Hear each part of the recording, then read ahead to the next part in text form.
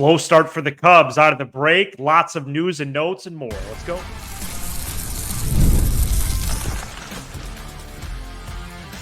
You are Locked On Cubs, your daily Chicago Cubs podcast. Part of the Locked On Podcast Network, your team every day. You are Locked On Cubs, part of the Locked On Podcast Network, your team every day. Alongside Sam Olber, I'm Matt Cozy. Sam and I are lifelong fans, taking our passion into discussion with you on all things Cubs. Thank you for being part of the show and making us your first listen today.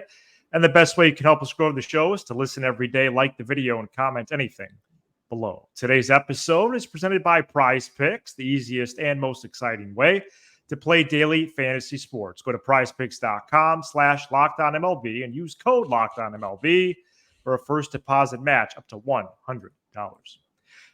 Cubs lose the series to the Diamondbacks, open the second half, 5-2 loss Friday, 3-0 loss Saturday, 2-1 win Sunday. Cubs are now 48-53 on the season, 3.5 games out of the third wild card spot, and they lose this first series out of the break. Lots of talk about the trade deadline over the weekend, first 10 games until the deadline. I'm going to get into that. I don't really think it is 10 games. It's probably more like 8. I'll explain why. But the goal, regardless of all this, any factors, was this 6 games to open the half. You have 2 series, 6 games at home to lead off the half. The goal is 4-2. You start 1-2. And Sam, it was with all the familiar tunes that this team has sung all year. Probably the most disconnected I've been from this team all year, just based on service in the Michigan area, spending time with Nick. Such a beautiful weekend, and I wasn't going to let the Cubs. I wasn't going to let the Cubs ruin it, like only they could try and ruin it. I know they won Sunday's game. Give a tip of the cap to Torey Lovello. It was really confusing managed game from him there, leaving 2 of his best lefties on the bench in the 10th, and then walking Dansby Swanson to eventually set up a spot for Horner. It was a really weird situation there by him. Yes. That's their problem. Saturday, I had no idea what happened in the game. There was one point of the game where I game casted with our buddy Sam, and it was second and third, no outs, and the Cubs didn't score a run. Oh, wow. Surprising. And then Friday, I watched a little bit of it. It's hard to give them the benefit of the doubt with the bad umpiring, considering the fact that Saturday and Sunday they didn't score. And, it just wasn't good enough, Matt. 4 runs at home in an important series. And it goes back to what I've kind of, my big takeaway offensively from this season has been, I try to talk about it with Michael Cerami, is, yes, I understand certain guys have had good individual stretches, and the WRC plus next to their name is good, and the OPS next to their name isn't bad. But this team for 2 consecutive months was the worst team offensively in baseball. They have these stretches where they just look so overmatched, and it's the phrase, the word is ridiculous. It's ridiculous when they're like this, because we know that they're better than this. I mean, even in Sunday's game, Ian Happ's trying to get check swing singles. I don't think they hit a ball to the track. They didn't even hit a homer all weekend. Jed Hoyer has to figure out, if he's going to be employed next year, how is it an organizational thing or is it a player thing to get guys in here that perform more consistently? The back of the baseball card is nice, but when the variance and volatility is just off the charts, and it's like, this guy ended up with a 109 WRC plus, but between May and July, he batted 180. It's too many of those guys. And I just think that is the offense's problem. It's not a total sheer talent thing as much as a consistency thing. And you can make the argument that consistency is a part of talent. And these metrics that we have, I just don't think sometimes they do a good enough job capturing team consistency and team offensive performance. We can say it all the time, right? You could score 15 runs, and then the next 5 days you could score 1 run, and your average is still going to be pretty gosh darn good. But the better way to do it is to score 4, score 5, score 6, score 5. Give your chance to give your team a chance. When this team scores 4 or more runs, they're a really good team, and they're not a really good team, which means they haven't done it enough. There are too many situations and scenarios and then overall games that the Cubs could do something well. They could come up in a big spot. They could win the game. and they just don't do it. And not only do they not win the game, but the journey to get there is so troubling. But before you continue, It just really is. how tired of you are of this phrase? It's exhausting. This, because I know what you're about to do, and I'm not saying you're wrong at all. But it's just, I mean, I just had it. Well, there were spots this weekend, Sam, where they looked so lackluster and so sleepy. And I'm going to stay with those terms, lackluster and sleepy, which is the new morning show out here in the suburbs. But it's all. Do the Cubs know they take the field with not enough consistency and not enough clutch and not enough good players right now? Is Jed Hoyer aware of that? They went 8-3 going into the break. I said it to open every show. It kind of got comical at one point, but every bad team has a nice stretch. I'll just throw that out there. It's true. Here's an example you can't find in the box score.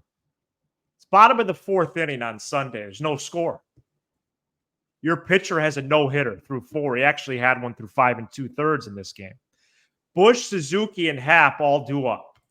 Okay. Bush gets to 3-1, strikes out. Looking. Suzuki gets to 2-0, strikes out. Happ gets to 2-0 and 3-1 and pops out weakly to short. Great. And these are your by far 3 best hitters for the last month plus. Yep. If these 3 dudes are putting in at bats like this, what can you expect from the other dudes? Yeah. Let me inform you of these 3 offers this weekend. It's not great. PCA 0 for 11, Talkman 0 for 10, Happ 0 for 9. People want to talk about Justin Steele struggling Friday. Great. Kyle Hendricks, third time through the order. Great. But, folks, it's the offense. It always has been. The bullpen didn't allow a single run all 3 games. Right. Not one. They have the best ERA in the major league since late June. Yeah, they didn't have to deal high leverage, but yes. It was bad calls Friday. Forget that. And I get it, but what are you doing? It's the same song and dance, the same rhythm. And I had some rhythm Saturday night at Nick's wedding, by the way. Yeah, so did I. Okay, so did you. Craig Counsell has been, especially the last couple of weeks, you start to hear about it, not only on this show, where we continue to pace the Cubs discussion, Sam, but notably 670 and 1,000, that Craig Counsell's become more of a target of their discussion. Mm-hmm. And part of that has been due to a lack of fill in the blank, passion, fire, tenacity, whatever. Sure. And that came up again Friday afternoon. He doesn't come out with some of these strikes some of these balls that were called strikes. Yep. Then after Sunday's 2-1 win, which the Cubs won in 10 innings, Nico Horner led off the ninth with a double, came around to score. Then he drew a walk-off walk to win the game, to salvage the series. But Counsell had a tense back and forth with reporter Jesse Rogers after the game. And I think it's worth playing the tape and then us and you reacting, especially because we have not heard this yet from Counsell until Sunday. Earlier in the game, just like the at-bats, I'm thinking like the 7th inning with Morrell, there's a tying run at second. He's looked like he was swinging for the lake there. I don't know. What do you think about some of those? Come on, Jesse. Come on. That's your comment? Well, yeah, I'm wondering about. I think that's a bad take. I think that's a bad take. He's swinging for the lake. That's a bad take. It's a bad take. Why is that? Why is that a bad He's take? having a good at bat trying to hit the ball hard. It didn't work. The pitcher made a good pitch. He made an out. Okay. Yeah, so a lot there. Fitting that I start with an I think that I respect Counsell defending his player there. My instinct is this. I think the question Rogers had was a fair principle. I just think it was executed poorly by saying swing for the lake. You're kind of insinuating that he's being selfish and only wants to hit a home run. I think if Rogers phrases the question like, hey, do you want to see your guys adjust their approach in clutch spots? For example, Morel in the 7th inning, man on second, instead of, taking that full hard swing, maybe just trying to shorten up and go to right field, he probably gets a better answer. That's my hope, because I think it's a really fair question. This is the problem with this team. These guys don't adjust their approaches. So I respect what Rogers was trying to do. I just think it was a little bit of an unprofessional lead up to the question. I respect Counsell defending it, but I also understand somebody like Sylvie from Waddle and Sylvie on 1000. He tweets out, the quote says, holding reporters more accountable than its players and umpires. 48-53. That's a bad record, Craig. Whoa. And so I see that as well. Like, where's that fire for our guys? Where is that fire for the umpire? Like, I want to see him, like, for example, man on second, no out there in the 10th. I firmly believe if Mantiply throws to Swanson there, it's a ground ball to the left side, doesn't get the runner in. I want to see that there, but maybe he's trying to send a message. I don't know. It's nice to see him have life, but, Counsell's just kind of an odd guy to figure out. He's really hard to because obviously he cares about what he's doing. I think he got $40 million and now he doesn't care. I think that's not true. He's just that's gonna be a new. I knew that. That's gonna be great, and it's gonna probably be great for me. Anyway, It's a bad take. I just don't know. I really don't know how to evaluate his personality yet. I know he tries really hard to stay right here, and I respect that, because obviously I have a hard time doing that, and I'm here and he's there and, making a little bit more money than I'm making. But I just, my takeaway is this. I get it from both sides. It was an odd target for me. Yeah. Don't like the talk show way to ask the question. Really, it was more of a statement. I didn't really even catch the question mark. If you transcribe it, it's not. It was just a sentence that he gave, which is why I think Counsell jabbed back with bad take. I just wish that could have went better, because I do think the premise of the question, there's something there, like you're saying. Right. So Sam, do you connect with the simultaneous narratives right now in terms of, okay, Cubs play equals which deadline direction? I'm having some trouble there, because of course there's 3 directions: buy, sell, and hold. But everyone, and I shouldn't say everyone, I should be a better host than that, but there's a lot of discussion right now about 10 games until the deadline, of which 3 have already been played. Really, it's not, because what good deal takes 2 hours to make? Really, it's probably going into like Saturday or Sunday this weekend. Mm-hmm. So really, it's like 8 games. But I can't connect with it. I just can't. Even the good stretch before the break, now they're 9-5. Since July 4, but why would it be 10 games till the deadline? Makes no sense. Matt, do you remember the late great Kobe Bryant's his original number with the Lakers? He wore 24. Yeah, that's how many hits the Cubs had Saturday and Sunday combined. It's like Jed talks about it all the time. The players will figure it out. I mean, if you're Jed, you wake up Monday morning, you're on the phone. My whole thing with the buy sell stuff is I just don't even think they're probably going to trade Bellinger, maybe Taillon. The way the team is built, losing a couple guys, it's not even going to make that big of a difference anyway. I wouldn't be shocked if they traded a couple guys and then went 7-4 or something like that. It's just they don't have a star, so like there's not one guy that sets in and goes, oh my gosh, the Cubs just traded, Hector Neris. What are we gonna do? Well, they probably will, by the way. So it's just like I don't subscribe to it. I'm fatigued at the rhetoric of the buy sell stuff. The team came out in a really important series against Ryan Nelson and Fott and Gallen's obviously good, and they didn't hit. And they probably need to absolutely smash the ball against the Brewers and sweep them, which they're not going to do most likely to get me back to where I was. It's exhausting. It's exhausting to watch them hit. And it's exhausting to watch the same people not understand, like on Twitter, what I'm trying to say. Like it does, like I'm so tired of the WRC plus stuff. The offense isn't good enough. They don't perform in the clutch. They haven't been able to figure that out. This has been a problem since the core, the end of the core. Do you remember the 2018 must-win home games?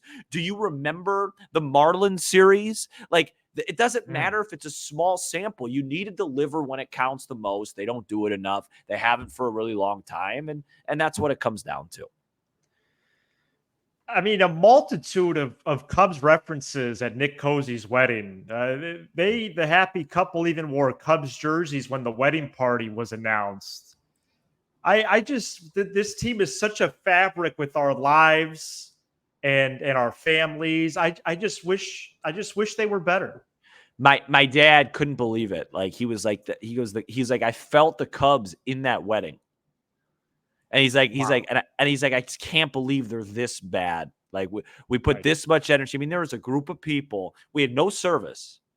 There's a group of people just huddled up, like in a distant corner of the wedding, over Gamecast as the Cubs are down 3-0 in the fifth. Like, we have such a problem, man. Go Cubs. I only lasted about 10 minutes and then I moved on. I wasn't going to let it ruin my night. Tons of news and notes, really, since Thursday. We're going to get to all of it coming up next. This episode is brought to you by Prize Picks. Prize Picks is America's #1 fantasy sports app. It is the easiest and most exciting way to get in on the action while you watch your favorite sports and players. Pick more or less on 2 or more player stats and then watch the winnings roll in. Baseball season is half over, and don't miss your chance to add your favorite players from the diamond to your Prize Picks entries, whether it's strikeouts, RBIs, or first inning runs, which the Cubs never score. Take your pick of more or less and then add them to your Prize Picks entries. Prize Picks is really simple to play, with your entries taking less than 60 seconds to submit, turning $10 into $1,000 with just a few taps of your screen. Download the Prize Picks app today and use code LOCKEDONMLB for a first deposit match up to $100. That's a first deposit match up to $100 by using code LOCKEDONMLB. Pick more, pick less. It's that easy with Prize Picks, America's #1 fantasy sports app. We're also brought to you by eBay Motors. Passion, drive, and patience. What brings home the winning trophies, also what keeps your car alive. eBay Motors is everything you need to maintain your vehicle and level it up to peak performance, from superchargers, roof racks, exhaust kits, LED headlights, and more. Whether you're into speed, power, or style, eBay Motors has got you covered. With over 122 million parts for your #1 car, you always find exactly what you're looking for with eBay Guaranteed Fit. Your part is guaranteed to fit your ride every time or your money back. Because with eBay Motors, you're burning rubber, not cash. With all the parts you need at the prices you want, it's easy to turn your car into the MVP and bring home that win. Keep your car alive at ebaymotors.com. Eligible items only. Exclusions apply. eBay Guaranteed Fit only available to U.S. customers. Cubs play the Brewers at 7:05 p.m. Central Monday, and you can hear every pitch of the Cubs hometown broadcast on SiriusXM by searching Cubs on the SXM app. Lots of news and notes from over the weekend, really since Thursday of last week, and we're not going to go in order. Jameson Taillon trade talk is heating up a little bit. 2 reports the last couple of days said both the Red Sox and Yankees are interested in Taillon, who has a 3.10 ERA this season.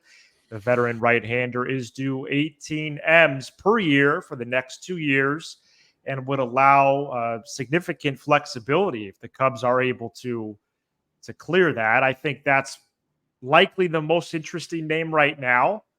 We'll have to keep tabs on that. And I also think a third AL East team would probably be interested in him as well with the Orioles.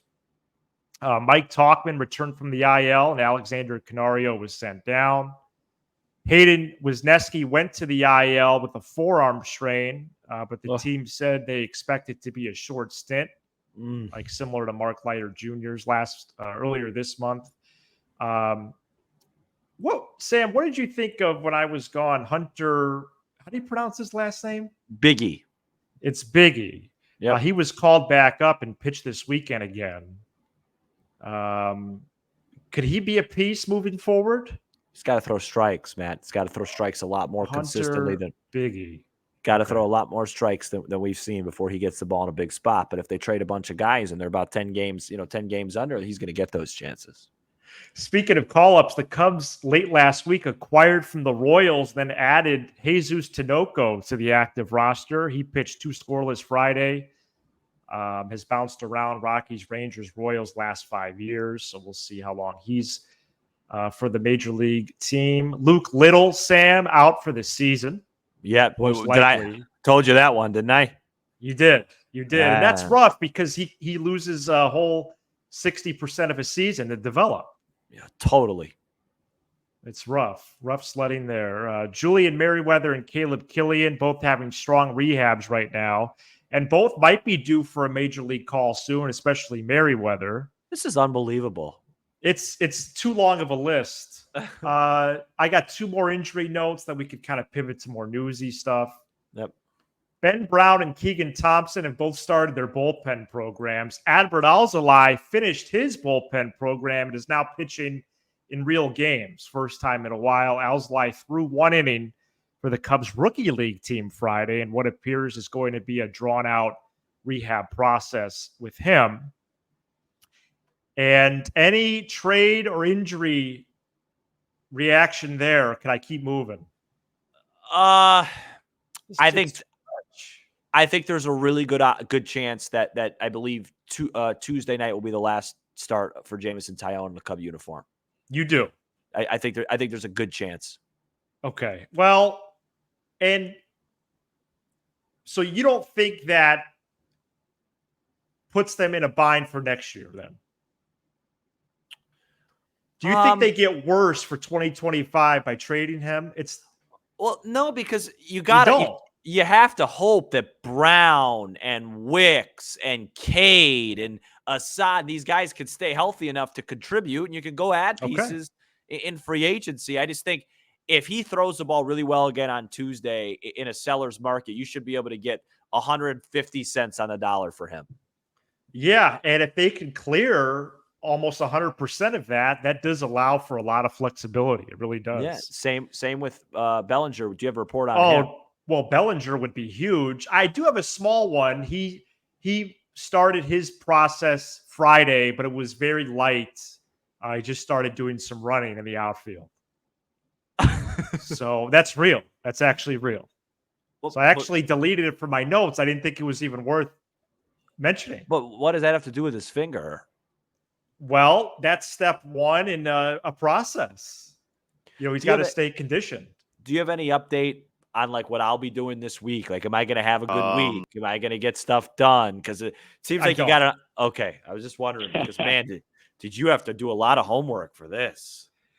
MLB announced over the weekend it will be Cubs-Dodgers to open the 2025 season in Tokyo, Japan, March 18 and 19 for a 2-game series before all 30 teams open up on March 27th. Those first pitch times likely will be 5 a.m. Central, Sam. Yeah, I thought we knew this already. I guess it just became official this weekend. Correct. Yes. That'll be fun. That'll be fun for our show. We'll get a little bit of, do I do a 5 a.m. watch along? These are things that I'll have to think about. And, can we split and come back home 1-1 and, get the 2025 season going? Because that's where my mind is at. Well, they opened with 7 on the road, D-backs and A's. Oh, boy. Out on the West Coast. We got to play these guys again. A lot of interesting first pitch times there, first 9 games. Oh, so we're going to start the year in a weird situation. Very weird. Okay. And finally, Jon Lester made his debut for Marquee. Not sure if it was a great debut. This weekend, after the network announced Thursday he would contribute for them the rest of this campaign, Lester will get time in both the studio and booth as he explores broadcasting following his retirement. Did we confirm with just some off days for Boog and JD, right? Just some extended off days? No, I did not confirm that. I'm not a reporter at this phase of my career. Go Cubs. Okay. Are we expecting them back Monday? Again, I can't say for sure. Okay. I could find out. I could probably find out for you Monday morning / afternoon. Okay. But I'm not going to try to email Marquee again. They don't get back to me. So my guess is that because they had the national game Saturday, Boog probably wouldn't even done the Sunday game anyway. It was like, hey, I'm not coming back for one game. My guess is we'll see our normal guys in the booth. I think they requested extra time off. I do. Yeah, Monday night. Yeah. Jon Lester, love Jon Lester, one of my all-time favorite Cubs. Going to have to bring a little bit more zest to the booth. Joe Girardi needs to figure out and understand that we don't care about it's just a lot of general baseball conversation with him. I just want to talk the game. Let's get the game. I remember that, man, I took a lot of those, and hey, I remember this. It's I get it. But hey, this is an important series for our baseball team. Well, and he's getting some checks from Yes Network. Yeah, and he bounces back between the Yankees and Cubs, so it's so not authentic for me as a listener. Coming up next, we preview Cubs and the Brewers. Stay tuned. Today's episode is also brought to you by FanDuel. I love sports. I love them so much. I never want them to stop. But as the playoffs wind down, we get fewer games, and the sports aren't sportsing like I want them to. But FanDuel lets me keep the sports going whenever I want. All I have to do is open the app and dream up bets anytime I'm in the mood. And this summer, FanDuel is hooking up all customers with a boost or a bonus daily. That's right. There's something for everyone every day, all summer long. Daily baseball. You can look at early college football and NFL lines, golf every weekend. There's so much over at FanDuel. So head over there, FanDuel.com/lockedon, and start making the most out of your summer. There's a lot of summer left. FanDuel, America's #1 sportsbook. Cubs begin a 3-game series with the Brewers on Monday. Javier Assad and Tobias Myers, Jameson Taillon and Colin Ray, and Justin Steele and TBD. Brewers might activate either Joe Ross or DL Hall for that Wednesday game, which is at 1:20. The first 2 games are at 7:05. Sam, if you told us in February that entering July 21st, the Cubs playoff chances were at 6.7% and the Brewers were at 85.2%, it would have been a massive surprise. Yeah, but it wouldn't have been as much of a surprise if I told you that these are the offensive stats between the team. The Brewers have 474 runs coming into today. The Cubs have 417. The Brewers have 850 hits. The Cubs have 780.